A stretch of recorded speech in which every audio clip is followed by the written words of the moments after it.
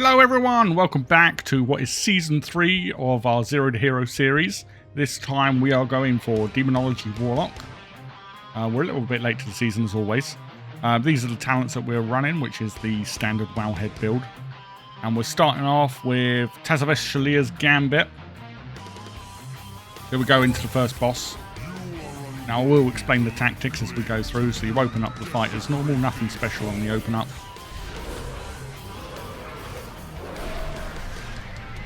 See, we're burning it down nice and fast. And normally I would start on like level 2 mythics and then push up, but managed to get some gear.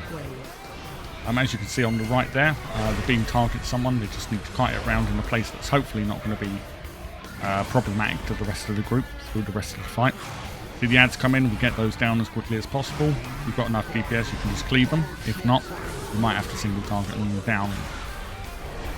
See the beam coming in again on the left hand side, and you can see that console which is now at the top right, and these symbols that have appeared. So you pick up the symbol and you can see there, which I've marked in red, where the positioning is. So where the position is on the console is the position to the outlets that you take him to. Once he is in this phase, he takes a damage boost, so you pop your Bloodlust here, burn him down as quickly as possible, take him out any adds, dealing with your lines which is coming in there. But the boss is dead before it comes in, so that's no problem whatsoever. Through now to the second boss. The captain is a dragon. Now normally what you do is start off in this corner and everything would be nice and uniform, but for some reason we were very spread out, which made it quite annoying. So the first mechanic to deal with is these fire puddles that come in. They come in quite slow on each player. But if you do get caught with them landing, it is going to one-shot you. Now the tank is going to be meant to be facing the frontal there towards the brutes, so it one-shots them down, but it wasn't going exactly to plan. But nevertheless, it was a messy kill, but it was a kill. The monk died there due to just standing in the puddle, which was kind of embarrassing really. You can see there, ads going down, not a problem. Now actually moving on to Salia. It's quite a fun fight. It's a really, really good fun fight. So generally you'd pull over behind this wagon, start DPSing down, and then these assassins are going to spawn. Nuke them down as quickly as possible. They are going to teleport out, but you can stun them. But nevertheless, they're going to teleport out like that. They're going to start casting the shuriken. If you do not interrupt it, it's going to deal massive raid-wide damage to the group. So you see that puddle spawned over there in the top centre. It needs to be soaked by players. Just one at a time. Wait for the debuff to wear off.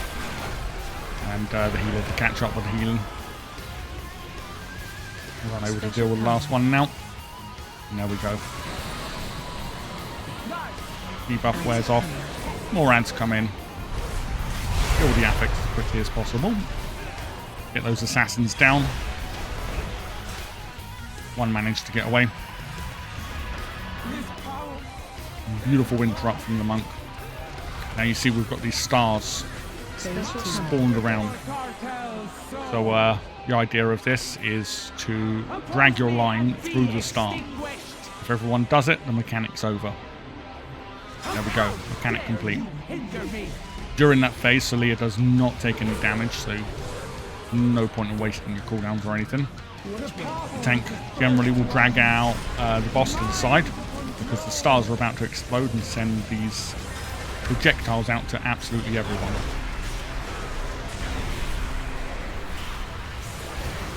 So we carry on taking down the boss now.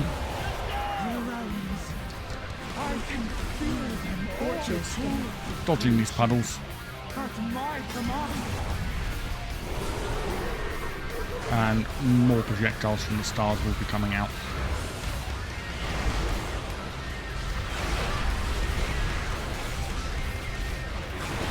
It's also worth noting, as you saw there, that the stars do move. You still also have to deal with the mechanic here. The collapsing star, I believe it's called. Now Salia will teleport back to the middle and you rinse and repeat the mechanic. See the lines come in, drag it through your star. We've got one down there. So we need to deal with the mechanic twice, but as each star's hit, it becomes null and void. And there we go. Mechanic dealt with in 2.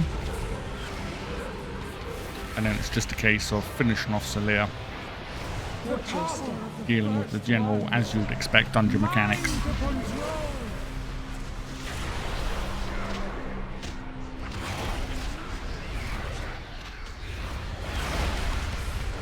Down into that execute range that we all love.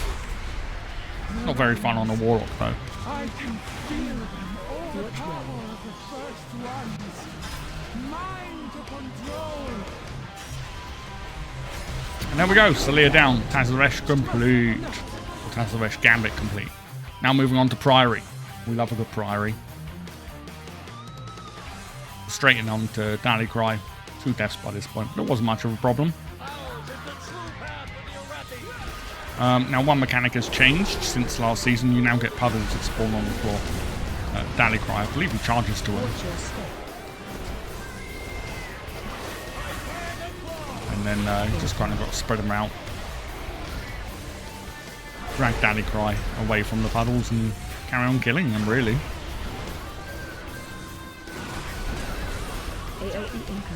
So long as you get the interrupts and deal with that, there's not much to worry about here.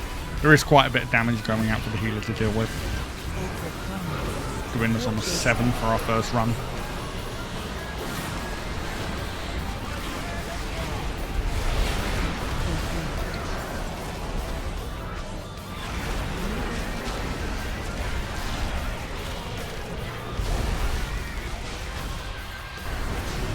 Just finishing them off now.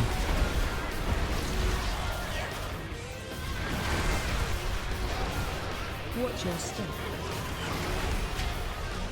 It was a no balls moment. It was kind of like, do I stay in DPS or do I move? And I chickened out. Brawn Pike, here we go. Nothing's changed on Brawn Pike that I noticed anyway. Everyone's stacked together nicely. The hammer is going to come in. They're all going to stack on the boss. Everyone moves away. Move with the boss.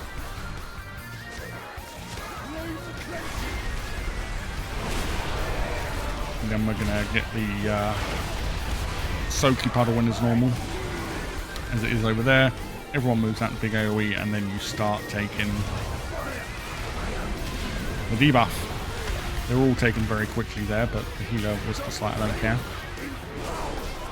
Everyone was like, I don't care.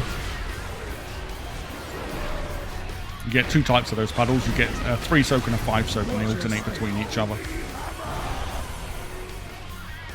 Ideally, you'd have one person take each charge.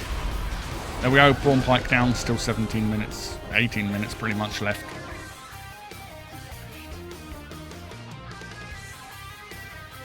Murphy has walked the priory from a place of contemplation to an uprising.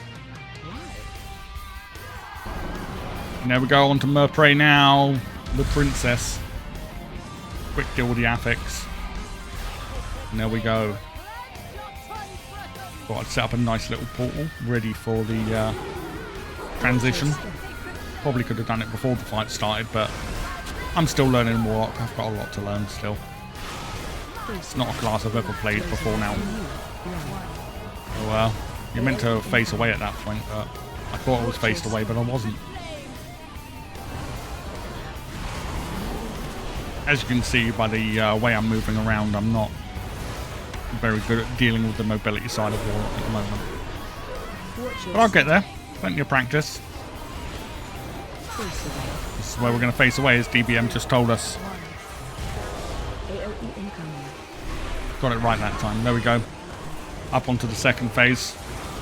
Nuke that shield down, because the longer the shield's up, the more ads that are going to come in. And CC the ads do it. I thought it was going to be smart and CC the ads, but someone already CC'd them and I only got one. But then, yeah, you carry on the mechanics as normal. The laser's going to come in. Face away is going to come in. Get Murphy down. Just like that. Big thank you, guys.